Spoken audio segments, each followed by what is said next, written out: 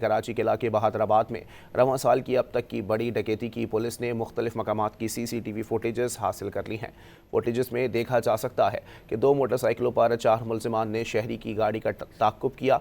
3 मुलजिमान ने शनाख्त छुपाने के लिए मास्क का इस्तेमाल किया, जबकि एक मुलजिम की शनाख्त वाज़ेह है। मज़ीद जानते हैं डॉन न्यूज़ के नुमाइंदे मोहम्मद बिलाल से। बिलाल, अपडेट कीजिएगा। जी बिल्कुल, देखिए बहादुराबाद कोकम सोसाइटी में रवां साल की बड़ी डकैती का वाकया पेश आया, जिसके बाद पुलिस ने मुख्तलिफ मकामात की CCTV फुटेजेस हासिल कर ली हैं। 2 मोटरसाइकिलों पर 4 मुलजिमान ने शहरी की गाड़ी का ताक़ुब किया था।